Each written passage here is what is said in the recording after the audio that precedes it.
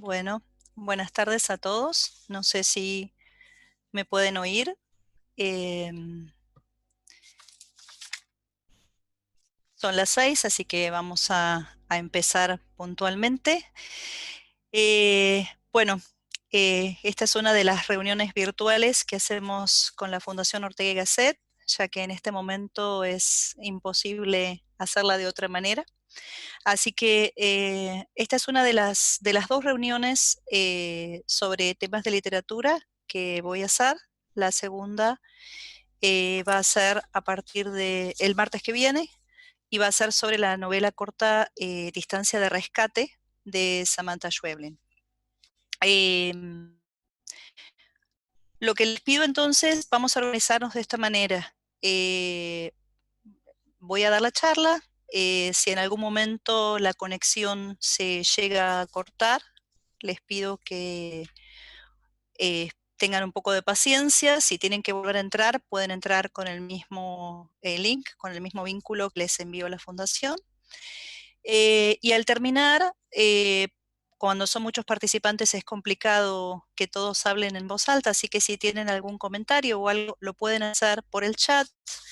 Ustedes ven que debajo en la barra tienen la posibilidad al lado de la cantidad de participantes de abrir el chat y hacer un comentario para todos, para mí o para, digamos, lo pueden hacer, pueden elegir para todos o pueden elegir para la persona que habla, que en este caso soy yo. Así que si cuando terminamos tienen algún comentario, lo pueden hacer por el chat, yo lo voy a leer y les respondo.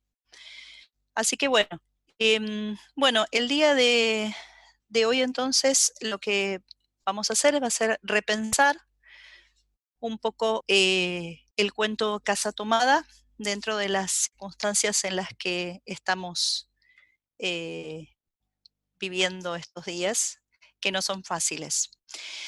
Eh, Voy a empezar con una cita de un filósofo, Ludwig Wittgenstein, que dice así: los límites de mi lenguaje significan los límites de mi mundo. Me parece una cita que tiene un poco que ver con lo que vamos a hablar hoy, que es un poco el género fantástico dentro del relato de Casa Tomada.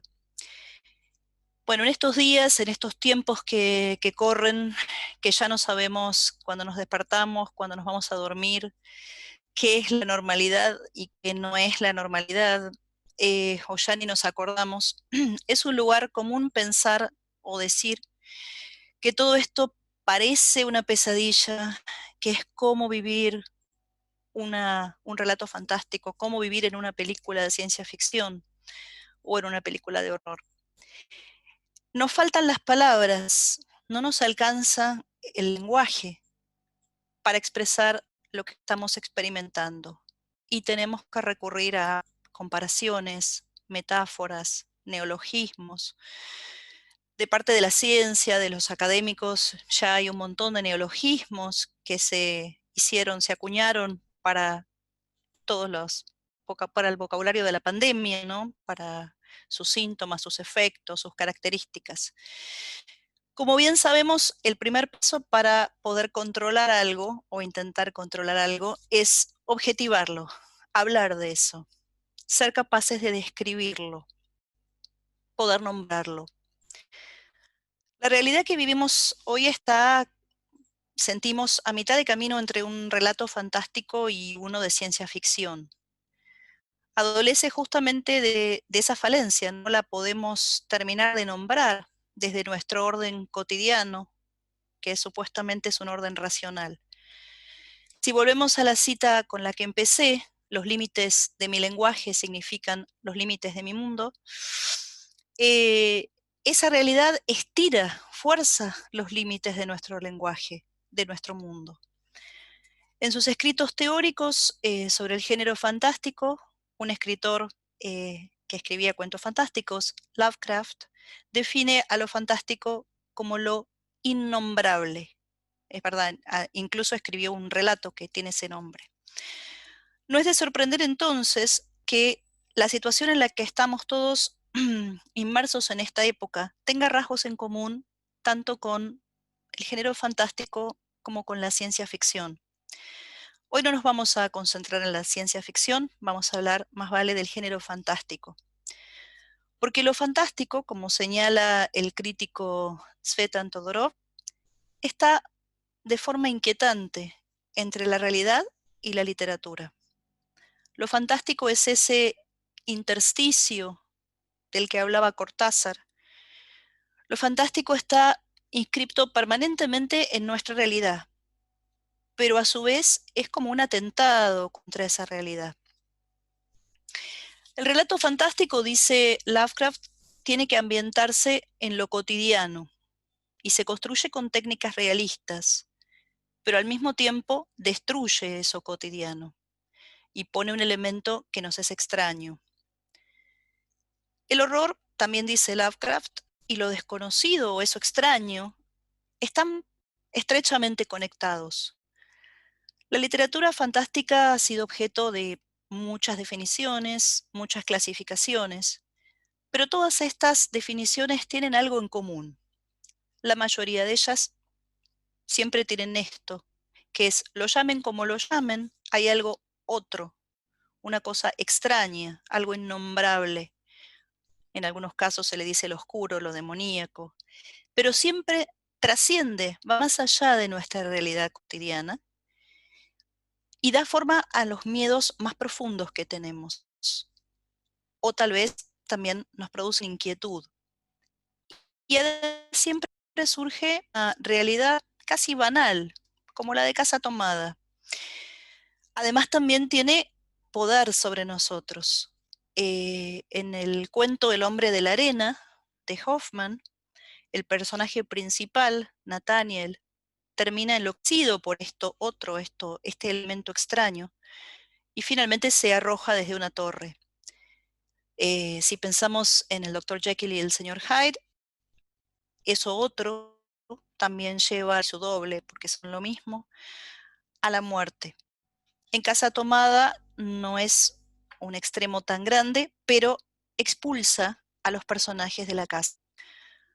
Lo otro puede venir en muchos formatos, tampoco es patrimonio exclusivo de la literatura fantástica, pero no hay literatura fantástica que no tenga algo que se sugiere como sobrenatural. A lo largo de la historia de la literatura fantástica, lo fantástico se puede manifestar a veces de forma visible, a veces de forma invisible, a veces de forma explícita y otras de forma implícita. No siempre nos causa miedo, a veces es más bien una inquietud que va creciendo y que tampoco desaparece cuando terminamos de leer el texto. Esto pasa especialmente en los textos fantásticos del siglo XX en adelante. Pensemos en Kafka y en la Metamorfosis, donde esos silencios, esas cosas que no se dicen, dejan lugar al lector para interpretarlos y además pesan más que lo que se dice. En los casos en que lo otro surge como lo visible, a veces se nos aparece como un doble, monstruoso o sobrenatural. Por ejemplo, la criatura de Mary Shelley en Frankenstein o el Drácula de Bram Stoker. También está en la tradición judía, está el golem de Praga. También las apariciones, los fantasmas.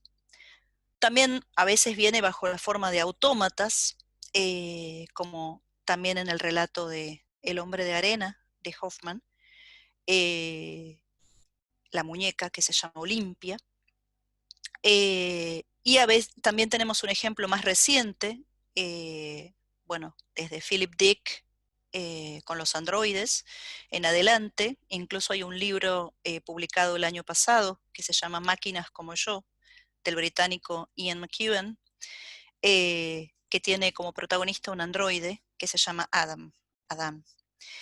En algunos casos estas manifestaciones se dan en la literatura fantástica, en otros en la ciencia ficción, a veces en el límite entre ambas.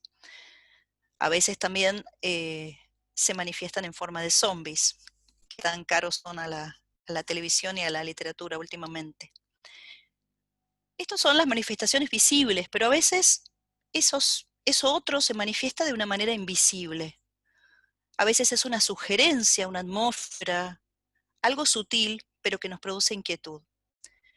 En la literatura fantástica, como decíamos, esto surge más tarde, a partir del siglo XX. El texto dice menos, muestra menos, y por eso nos deja más libertad a los lectores para la interpretación. O nos deja esa vacilación de la que hablaba el crítico que mencioné, Todorov. Él escribe un texto que es muy importante para el género, en 1970, que se llama Introducción a la literatura fantástica. Todorov dice que lo que distingue al género fantástico es esa vacilación que tiene el lector. El lector no sabe si dar una explicación racional o irracional a lo que está leyendo, a lo que pasa. Y justamente para Todorov, en esa línea divisoria entre lo racional y lo irracional, lo que no puede decidir, estaría la literatura fantástica. Si hacemos un poquito de historia, ahora voy a compartir la pantalla un segundito con ustedes para mostrar un PowerPoint. A ver si lo puedo poner. Si me aguardan un segundo. A ver, ahí estamos. View. Ok. Si hacemos entonces un poco de historia, la primera manifestación del género fantástico se encuentra en El Castillo de Otranto, que es una novela que publica Horace Walpole en 1764. Además es lo que se llama la primera novela gótica. Lo fantástico surge entonces a mediados del siglo XVII, en la época de la Ilustración, que es cuando se dan las condiciones para plantear un choque que amenaza lo natural desde lo sobrenatural. Hasta ese momento, la religión unía lo sobrenatural y lo natural y era tomado, digamos, estaba como cohesionado. Pero en el siglo XVIII es cuando el racionalismo se convierte en la única vía de comprensión del hombre y del mundo. Para algunos críticos, la literatura fantástica trasciende la realidad y la subvierte, la da vuelta y disuelve un orden de la sociedad, que puede ser, según el momento, puede ser la burguesía, puede ser el capitalismo, y lo fantástico estaría exponiendo el reverso oculto de esta sociedad. Desde el psicoanálisis, por ejemplo, Freud utiliza el cuento del que acabamos de hablar, El hombre de la arena, para su ensayo que se llama Lo siniestro, que publica en 1919. En este ensayo, Freud habla de lo que nos resulta familiar, define lo siniestro, como aquello que nos resulta familiar, pero que en un momento se nos vuelve extraño y nos causa horror, justamente porque lo familiar que se vuelve poco familiar nos da más horror que lo que no conocemos. Más allá de cualquier análisis o intento de clasificación, lo que tenemos que retener es lo siguiente, entonces. En lo fantástico existe algo que no admite una definición, algo que decimos o llamamos lo otro, algo que es innombrable, que provoca entonces un efecto de, según el texto, horror o miedo, o en los textos más recientes, una inquietud que nos queda después de leer. Creo que podemos incluir en este género a Casa Tomada, claro. En Casa Tomada, digamos, es más evidente. Casa Tomada es un relato que se publicó en 1946, pertenece al siglo XX, ¿sí? Y lo no dicho produce una cierta inquietud. No es el relato de Cortázar que nos produzca más inquietud de todos. Estoy pensando en un relato que se llama Después del almuerzo, que está incluido en el libro final del juego.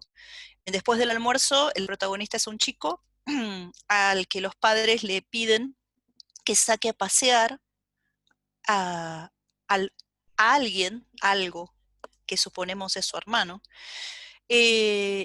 al que nunca se describe, no sabemos muy bien cómo es o qué es o quién es, A medida que pasa el relato, la descripción lo que no se dice, digamos, va sugiriendo que ese otro, ese hermano, en teoría, es algo monstruoso, pero el texto calla, no dice exactamente qué, solamente lo sugiere y nos va inquietando cada vez más. Para mí es un efecto más intenso que Casa Tomada, pero de Casa Tomada seguimos hablando más que de otros textos. Entonces uno se pregunta por qué. Creo personalmente que hay una conjunción de elementos que explican por qué todavía hablamos de y escribimos sobre Casa Tomada. En primer lugar, podríamos hablar del espacio, ese espacio familiar, como decíamos, que nos produce una sensación de extrañamiento, eso siniestro que dice Freud. Un espacio que normalmente es seguro hasta que en un momento amenaza algo que lo transforma en peligroso. Ese sería el espacio. En el segundo lugar tenemos ese tiempo, esa rutina que transforma el tiempo de los personajes en una especie de presente permanente, eterno, hasta que cuando vienen los sucesos extraños, se acelera o se pone en marcha ese tiempo. También, además del espacio y del tiempo, tenemos esa naturalidad con la que los personajes parecen tomar esta amenaza. Justamente es lo que nos alerta a los lectores de que algo no anda nada bien. Finalmente, además de todos estos factores, tenemos que mencionar la multiplicidad de posibles interpretaciones o resonancias que puede tener el texto en los lectores. Por ejemplo, hoy en día, si releemos Casa Tomada, el contexto en el que estamos viviendo. La amenaza en Casa Tomada es múltiple, puede sustituirse por cualquier cosa. En cambio, en este cuento del que estaba hablando, después del almuerzo, el horror está mucho más circunscripto a una entidad en particular, a ese hermano, entre comillas, del que se habla. Casa Tomada es uno de los primeros cuentos publicados por Cortázar. La primera vez se publica no en un libro, después se incorpora en 1951 Bestiario, pero la primera vez se publica en la revista Los Anales de Buenos Aires, que es una revista que dirigía Borges, y es Borges mismo el que le sugiere a Cortázar que quite el artículo la de la casa tomada, que es como se llamaba originalmente, y Cortázar lo quita. Este año entonces se están cumpliendo alrededor de 74 años de la publicación de Casa Tomada, que sigue vigente. Los personajes de Casa Tomada vuelven a aparecer, por ejemplo, en un texto de 2005, una novela de Pedro Mairal, un escritor argentino. La novela se llama El año del desierto, y los protagonistas de Casa Tomada, Irene y su hermano, después de haber sido expulsados de su casa, terminan, en la novela de Pedro Mairal, alquilándole el comedor a la protagonista María de la novela de Mairal y a su padre, porque también en esa novela la ciudad está sometida a un fenómeno también difícil que no se define, que se llama la intemperie. Así que hacen una visita en un texto, los personajes de Casa Tomada en un texto muy posterior. Si hablamos un poco del contexto histórico en el que se escribe Casa Tomada, que es del 46, tenemos que en febrero se llevaron a cabo las elecciones, que ganó Perón, un proceso que culminaba un largo, un largo proceso que ya había llegado a un punto de efervescencia en octubre del 45. El mundo se estaba recuperando de la Segunda Guerra Mundial. Tenemos una referencia aquí cuando el narrador habla de las novelas de literatura francesa que no llegaban a la Argentina, probablemente no, la importación estaba afectada por la guerra. A Cortázar además le faltaba escribir casi todo en esa época. Pensemos que Final de Juego es del 56, Las Armas Secretas del 59, Los Premios, que es su primera novela publicada, es de 1960. Y para Rayuela vamos a tener que esperar hasta 1963. En Casa Tomada vemos muchas características que Cortázar va a retomar y desarrollar en textos posteriores. Casa Tomada es un texto que a primera vista está escrito de una forma relativamente simple y que incluso cabe en unas pocas páginas. Bueno, supongo que todos o casi todos conocen el relato, así que no creo que vaya a cometer ningún spoiler, como se dice hoy, pero repasemos para los que tal vez hace un tiempo que no lo leen, lo que sucede en este cuento, ¿sí? En Casa Tomada los personajes son dos hermanos solteros que tienen aproximadamente unos 40 años, viven solos en una casa enorme que han heredado de su familia. La casa está dividida más o menos a la mitad por una puerta de roble macizo que está en el pasillo y comunica el fondo con la cocina y los dormitorios de los hermanos, ¿no? Hay otros. Los personajes tienen una rutina diaria que incluye limpiar todas las mañanas y a la tarde se dedican a sus hobbies, pero no trabajan porque viven de la renta que les aportan sus campos. Pertenecen a la clase alta, digamos, terrateniente. Un día esta cotidianeidad se ve interrumpida por algo. No sabemos de qué, de quién o de quiénes se trata, solamente que el hermano oye ruidos y en un primer momento la casa a partir de esto queda dividida en dos partes, porque el hermano cierra la puerta, la de roble. Queda la parte del fondo, que es la parte tomada, y la del frente, que de todos modos es un poco donde vivían los hermanos casi todo el tiempo, así que al principio no se ven muy afectados. Esta nueva normalidad dura poco. Apenas se están acostumbrando, vuelven a oír ruidos, pero ya esta vez de este lado de la puerta de roble, y además asumen, sin ningún cuestionamiento, que toda la casa ha sido tomada. Los hermanos terminan saliendo a la calle en el medio de la noche con lo puesto, olvidando todo adentro y arrojando simbólicamente la llave después de cerrar la puerta de calle a la alcantarilla. En este cuento hay dos o tres, según lo miremos, personajes. El hermano, que es el narrador en primera persona, cuyo nombre nunca conocemos, y su hermana, que se llama Irene. El tercer elemento que estaría funcionando como personaje es la casa. Voy a compartir otra vez la pantalla, un segundo.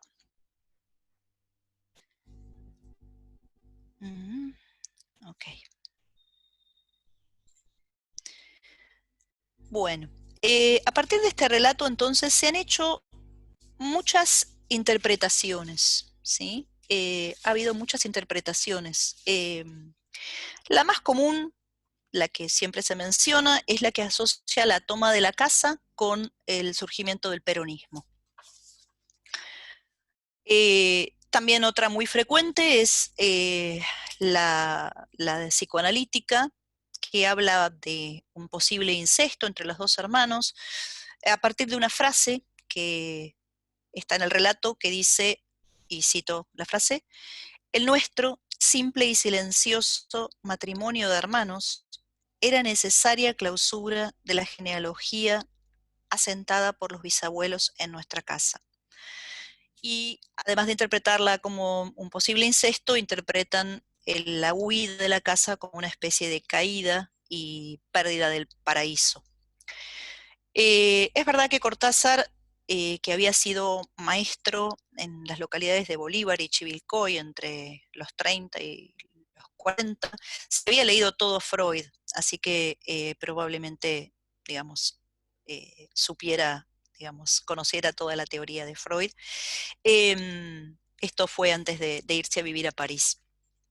Otras interpretaciones que están más relacionadas con el análisis literario, con las teorías literarias, ven a Casa Tomada como la puesta en escena de el autor expulsado por el lector, digamos, como la toma de poder del lector.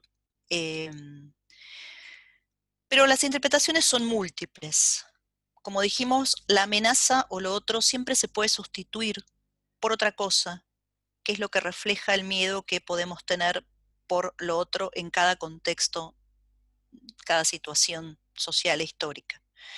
Em, Podemos pensar diferentes entonces interpretaciones, puede ser, bueno, hay fantasmas, es el peronismo, son inmigrantes, son ocupas, es la pandemia, o simplemente los personajes están alucinando, mm, están locos.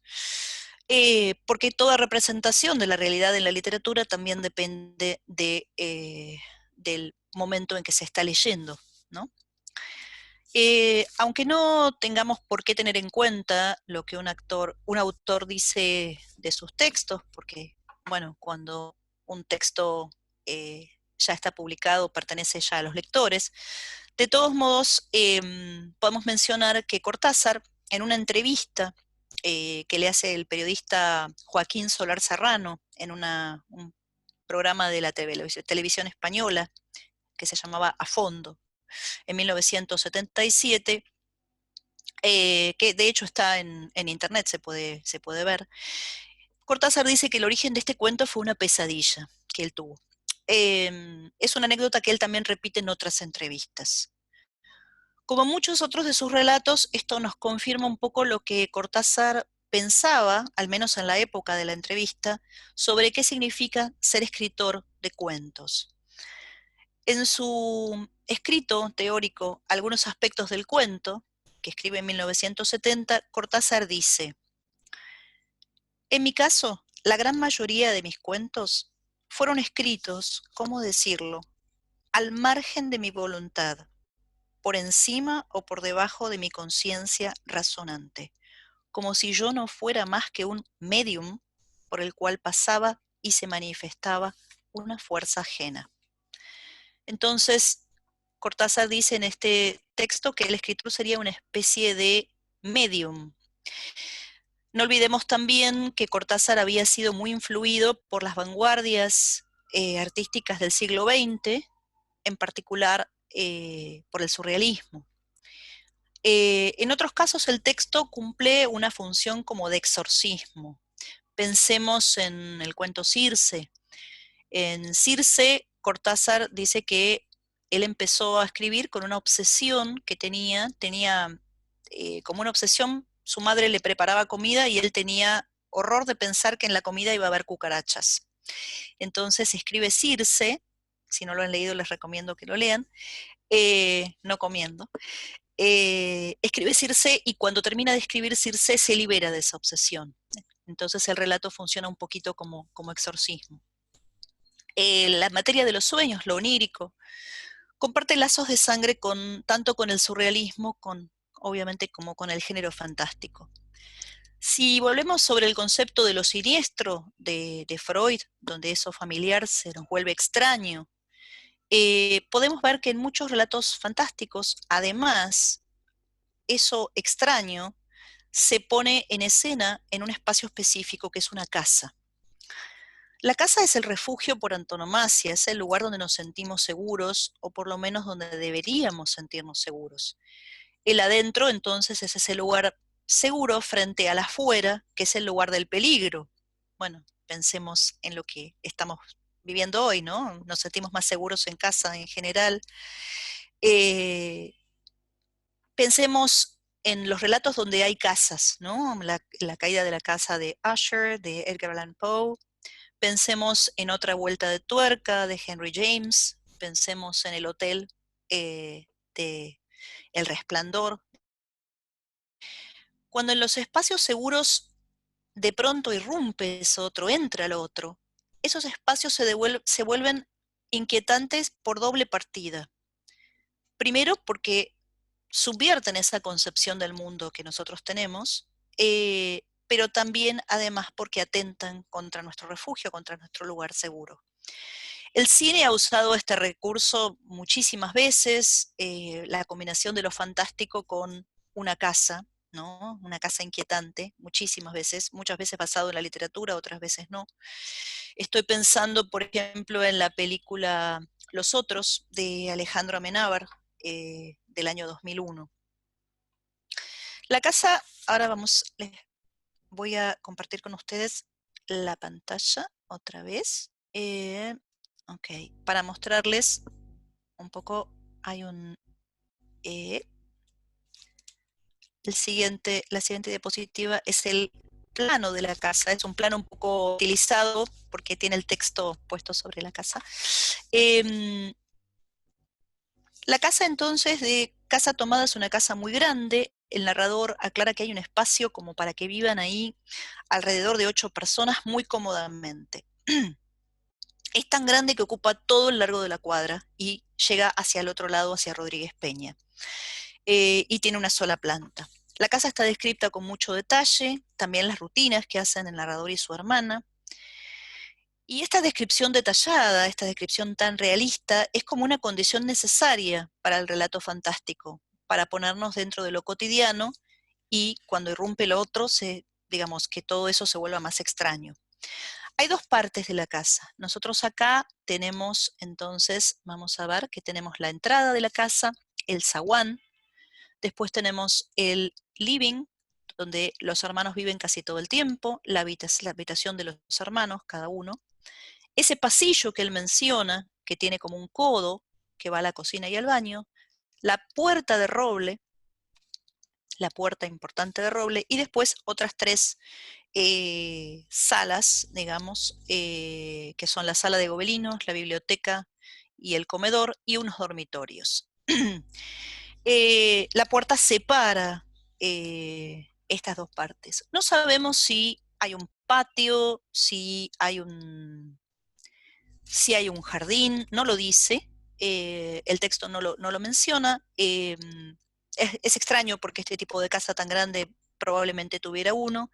Se habla de otras puertas, que son la puerta de calle y la puerta cancel, que son las que ponen la distancia entre la vida de los personajes adentro de la casa y el exterior o la ciudad. La parte de atrás parece poco frecuentada, los ambientes suenan a oscuros, porque una sala con gobelinos probablemente esté en penumbra, porque los gobelinos no pueden ser afectados por la luz. La biblioteca, normalmente tampoco los libros tienen que estar tan expuestos a la luz. Y hay otros 3 dormitorios de los que no se vuelve a hablar. Entonces, la frontera o el límite en este relato, digamos, de la casa, sería la puerta de roble. Esto no es una casualidad porque hay pasajes o, digamos, puertas en Cortázar están presentes en muchos de sus textos. Lo vemos en el cuento Las Puertas del Cielo, que también está en Bestiario, como Casa Tomada, en La Puerta Condenada, que está en Final del Juego, en El Otro Cielo, en este caso el pasaje se hace en las Galerías Güemes, en la calle Florida, y una galería en París que se llama Galerie Vivienne, y también El Laberinto, por ejemplo, en el caso de su obra, de su poema dramático Los Reyes, sobre el Minotauro y Teseo.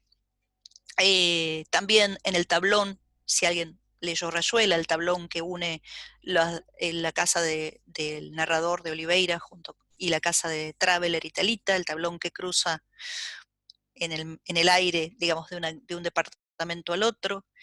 El cristal de la pecera en Axolotl, el puente en Budapest, donde Alina Reyes se encuentra con la mendiga, en el cuento Lejana, el metro, el subte francés en El Perseguidor, y también lo vemos en un texto que se llama Apocalipsis en Solentiname, que es un texto que Cortázar escribe ya cuando tiene un claro compromiso político, ya, digamos, después de haber visitado Nicaragua, Cuba.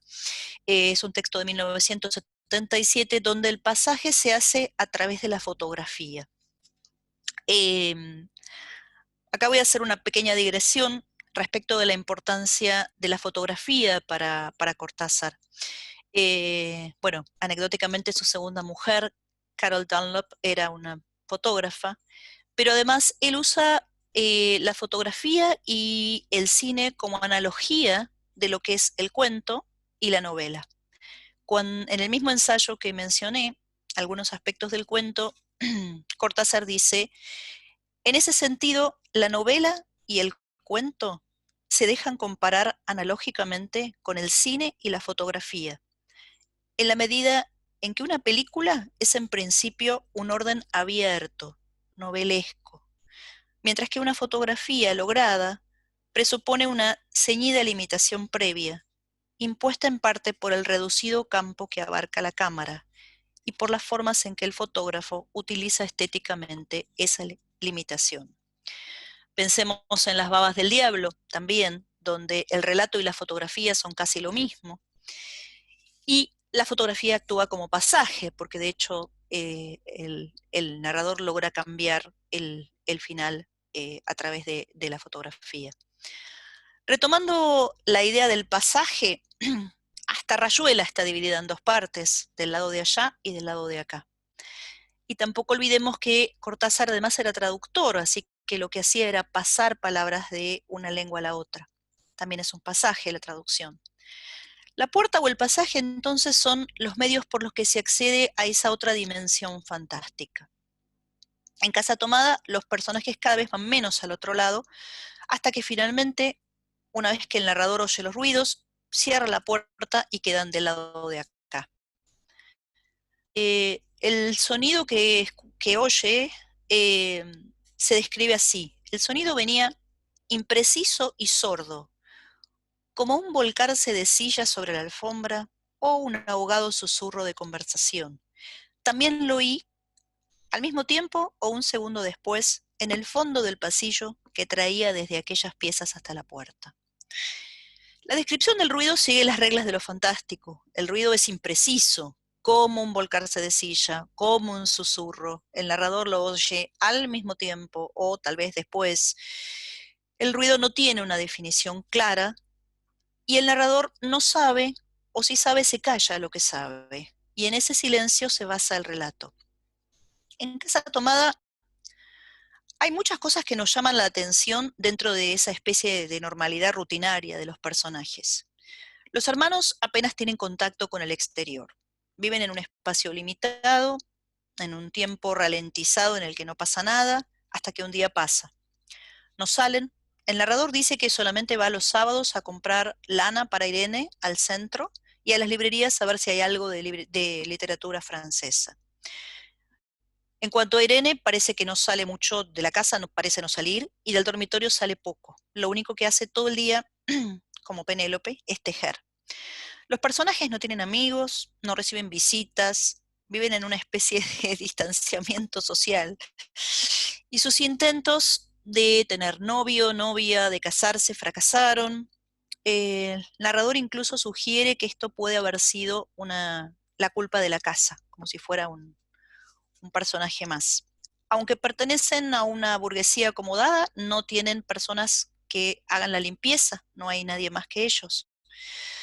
Tampoco parecen tener teléfono, lo cual es bastante extraño porque ya en esa época, en la ciudad de Buenos Aires, la gente de clase media alta tenía teléfono.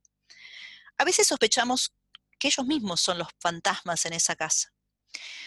Por otra parte, tenemos que confiar básicamente en la palabra del narrador, porque es la única versión que tenemos.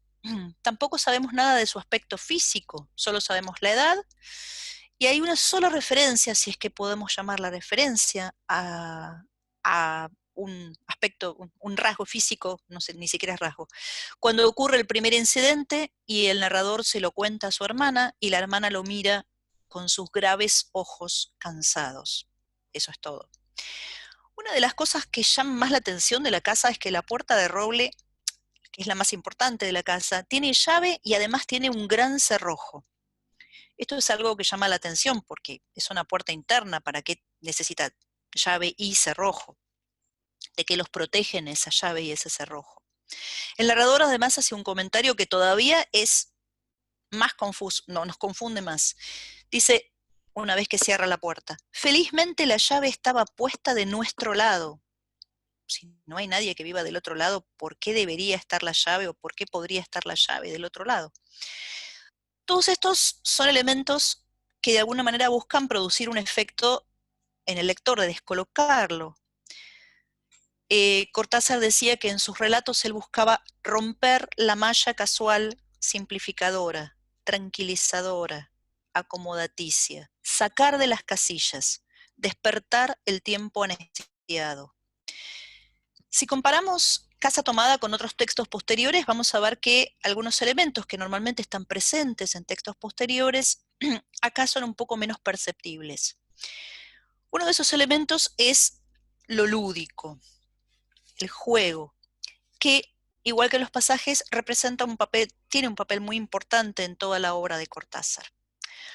Lo lúdico se manifiesta en algunos de sus títulos, como por ejemplo en Final del Juego, en Rayuela. Rayuela además no se iba a llamar Rayuela, el título original era Mandala. En 62 Modelo para Armar, que nos remite al rompecabezas o al collage. También nos remite a esto Octaedro. Por su forma y por su contenido, también Último Round. Pero lo lúdico también se ve en el plano lingüístico, como en los juegos de lenguaje, en el sinsentido de Historias de Cronopios y de Famas, y en el famoso capítulo 68 de Rayuela, o en los anagramas de el cuento Lejana, Alina Reyes y Es la Reina. El juego, especialmente en su esencia más básica, que sería la de la infancia, es la herramienta además que nos aproxima a ese otro lado. En Cortázar además está relacionado estrechamente con el tema de la identidad del personaje. Otra noción que también se cuestiona mucho, o sea, que el género fantástico cuestiona. Muchas veces el género fantástico cuestiona la identidad a través del doble, del doppelganger. En el juego se puede cambiar de identidad, se puede cambiar de personalidad, se puede asumir un rol sin ningún tipo de penalización, porque el juego está mediado por la fantasía. En la realidad, normalmente la realidad cotidiana, con frecuencia la sociedad sanciona o penaliza todo lo que se aparta de la norma.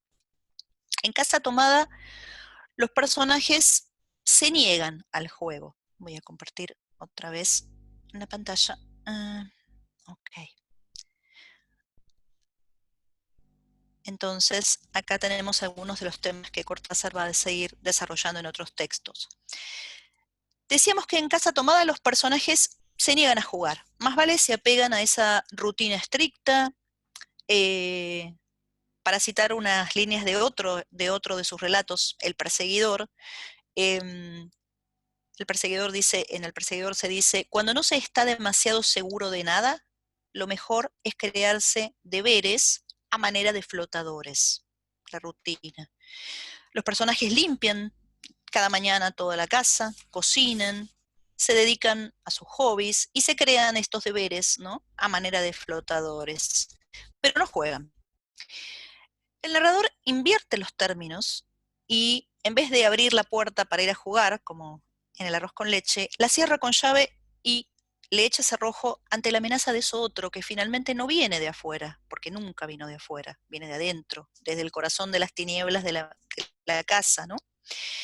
Irene puede ser que sepa coser y bordar como en la canción, o lo que es lo mismo, tejer, pero no parece saber abrir la puerta para ir a jugar, y tiene, o aparenta tener un rol más bien pasivo, no toma las decisiones. Tampoco sabemos si ella oye los ruidos o simplemente confía en la palabra de su hermano.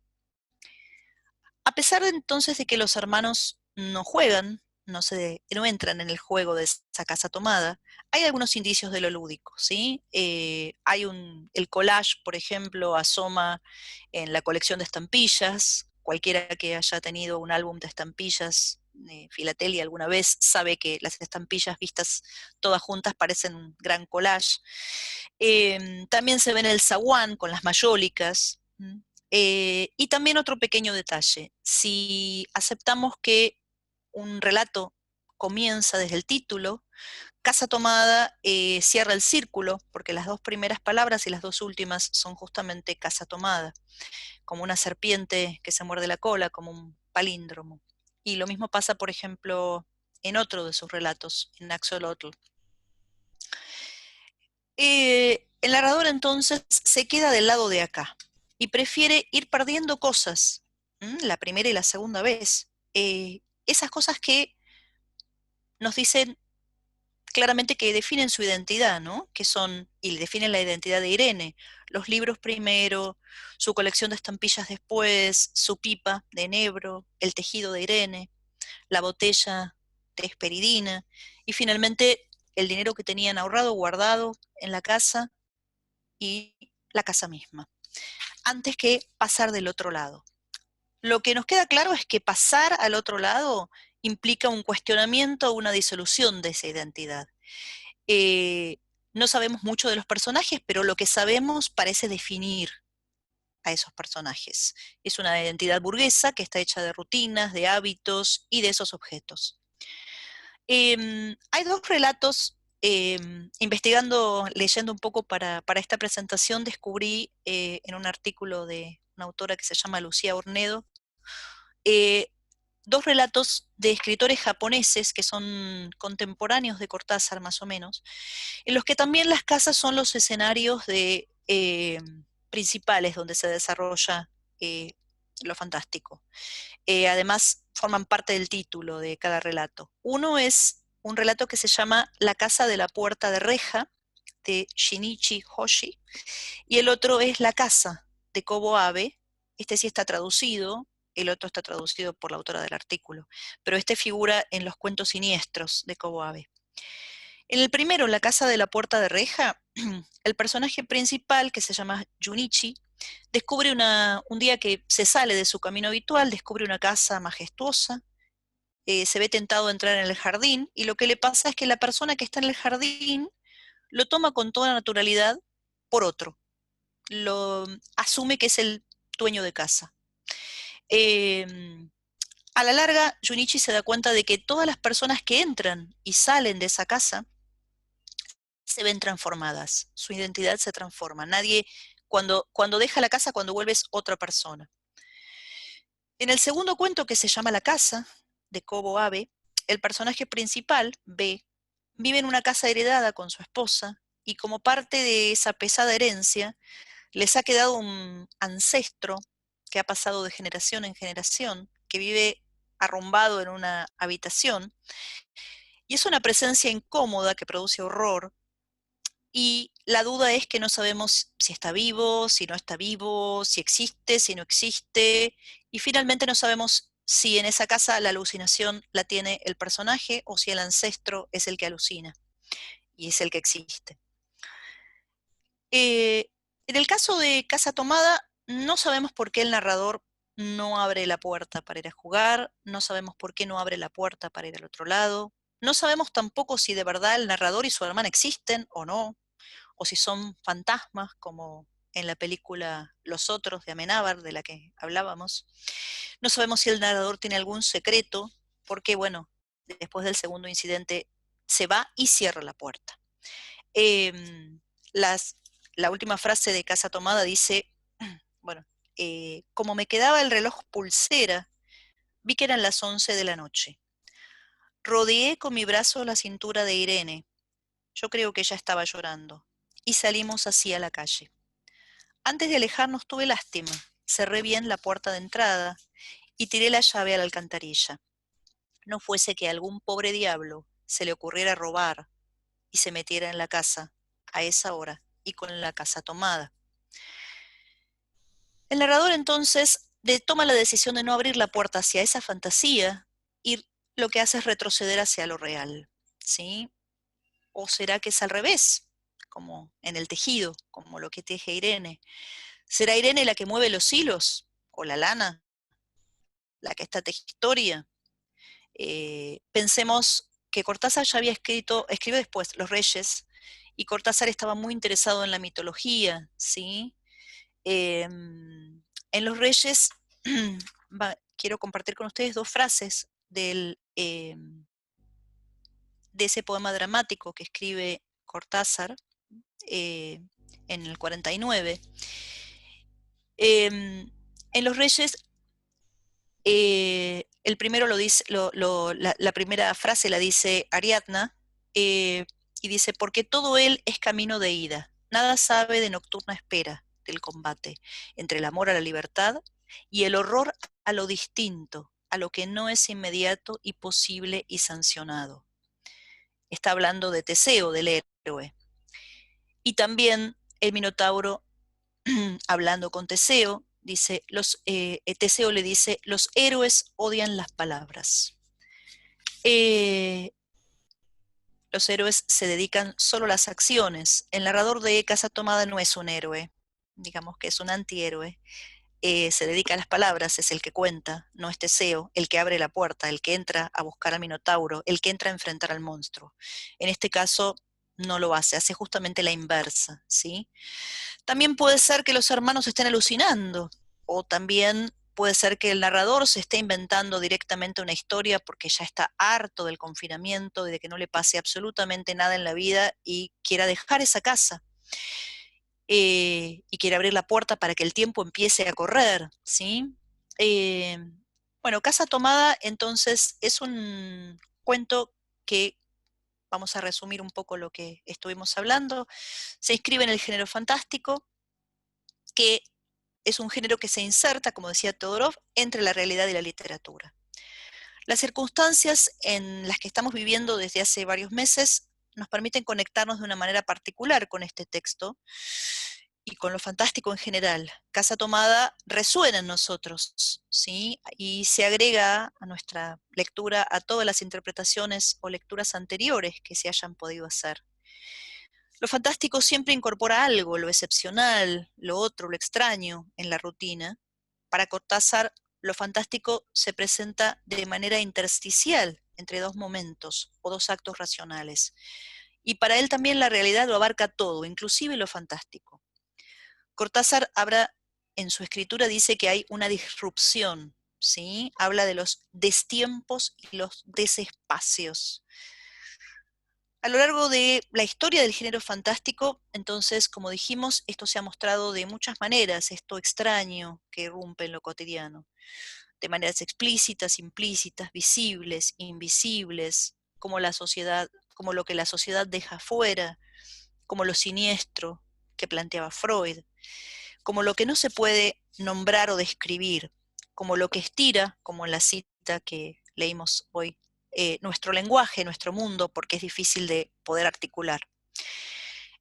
También Casa Tomada está en los orígenes del Cortázar cuentista, ¿sí? En este texto, entonces, como dijimos, podemos encontrar algunas características que Cortázar va a usar, después va a desarrollar en otros relatos, ¿sí? El tema de la identidad, el tema del doble, los pasajes, la aparición de lo otro, ¿sí? Lo fantástico, como dijimos, especialmente en el siglo XX, nos deja a los lectores perplejos, con más preguntas que respuestas, desestabiliza nuestro orden, ¿sí? La literatura es un va y viene hacia y desde la realidad. Y a veces un texto en el que hacía tiempo que no pensábamos puede resignificarse desde el lugar en el que lo estamos leyendo. Eh, para terminar, me gustaría contarles una anécdota que me pasó hace poco, es muy reciente. Hace un mes terminé de dictar un curso de literatura a alumnos extranjeros de la Fundación Ortega y Gasset, que normalmente vienen a pasar un cuatrimestre en Argentina y a estudiar. Obviamente, por la pandemia, por el cierre de fronteras, en vez de quedarse hasta mayo, como deberían haberse quedado, los alumnos tuvieron que regresar en marzo a su país, a Estados Unidos. Obviamente, chicos jóvenes con una gran confusión, una gran ansiedad. Entonces, mi clase, que tenía que tener lugar después de marzo, pasó a ser virtual.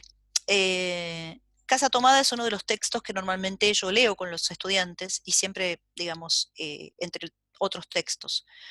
Entre los textos que leemos no es el que más les gusta, no es el que les llama más la atención, a veces les parece un poco aburrido, a veces les parece un poco lento y a veces un poco pasado de moda también. Esta vez, al final del curso, les hice las mismas preguntas que les hago siempre a mis estudiantes, y entre ellas, bueno, ¿cuáles son los textos que más, no sé si les gustaron, pero por lo menos que lo impactaron en ustedes, que produjeron un impacto? Para mi sorpresa, la mayor parte esta vez dijo Casa Tomada. Obviamente, digamos, en las coordenadas de espacio y tiempo en la que mis estudiantes estaban leyendo el relato, esto los tocó o los hizo conectarse con el texto de una manera totalmente distinta a otros grupos. Así que, bueno, de alguna manera, digamos, es una prueba de que las circunstancias hacen que uno lea las cosas de manera diferente. Así que bueno, siguiendo el ejemplo de mis alumnos, los invito a leer, si es que no lo han leído, a releer, a repensar Casa Tomada y bueno, y tantos otros textos, o bueno, la semana que viene también Distancia de Rescate, que es una novela muy breve de una autora argentina eh, contemporánea, muy joven, que se llama Samantha Schweblin. Bueno, espero que les haya interesado la charla. Si tienen algún comentario, recuerden, lo pueden hacer con un mensaje por el chat. Si ustedes ven debajo, en su debajo donde están, digamos, la cantidad de participantes, a la derecha figura el chat. Si quieren hacer alguna pregunta o algún comentario, bueno, las puedo responder. No sé si alguien... la idea sí es no hablar todos juntos, por eso voy a recoger las preguntas por escrito, porque es más fácil, si no el Zoom multitudinario se complica. Bueno, gracias por los comentarios. Eh, no sé si alguien tiene alguna pregunta.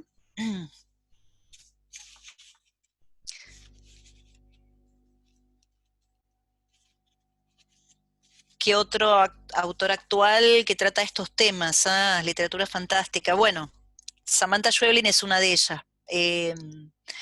Me parece que, digamos, también están los cuentos de diferentes, pero de Mariana Enríquez.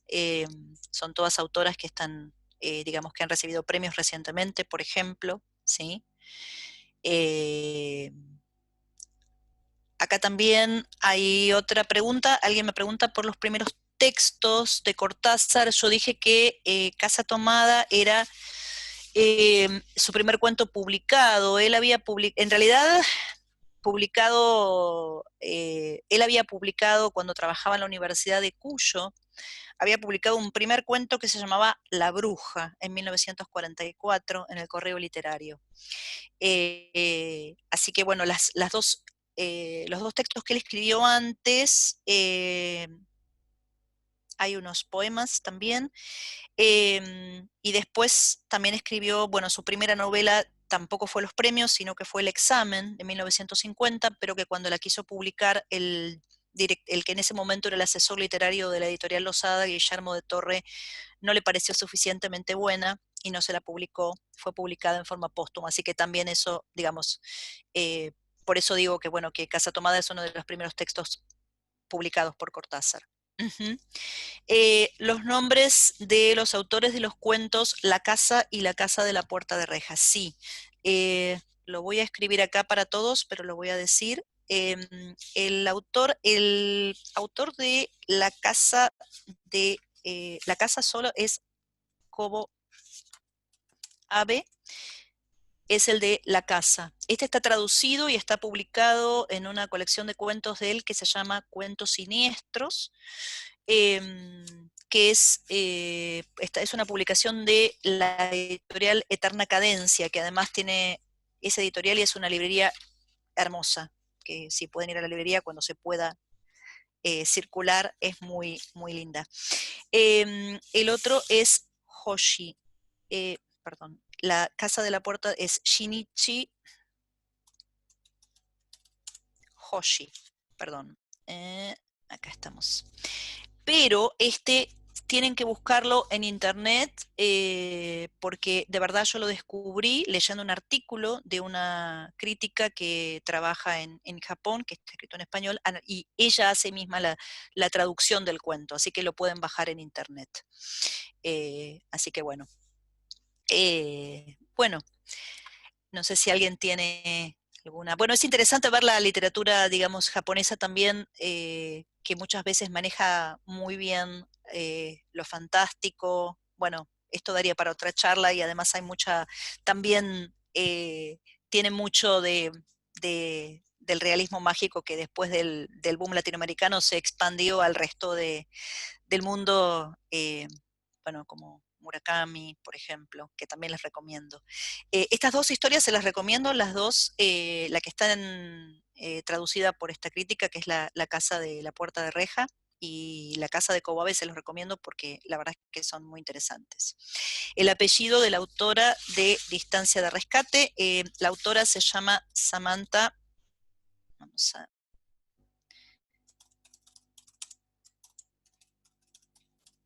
Schweblin, que es una autora argentina que desde hace unos años vive en Berlín.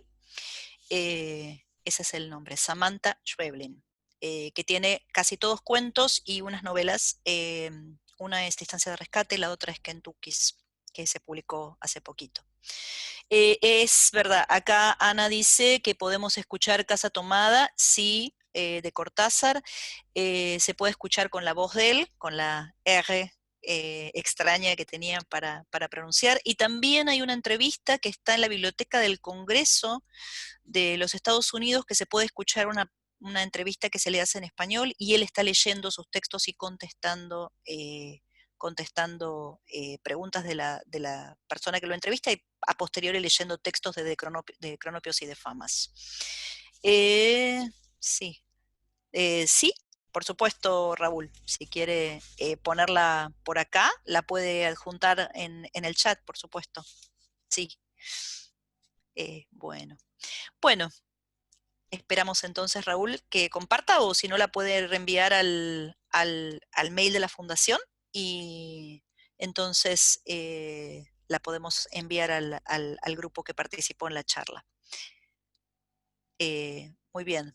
Si no, Raúl, si la puede enviar por mail, su poesía al mail de la fundación, la podemos compartir con todos los asistentes de hoy.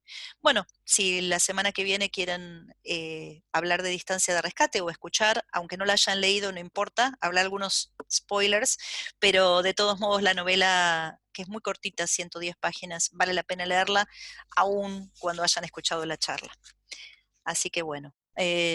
Bueno, perfecto. La dirección que está poniendo acá Mercedes es la dirección a donde se puede mandar Raúl su poesía si quiere para que la compartamos. Bueno, les agradezco mucho y espero verlos la próxima semana en la charla de Samantha Schweblin. Muchas gracias a todos.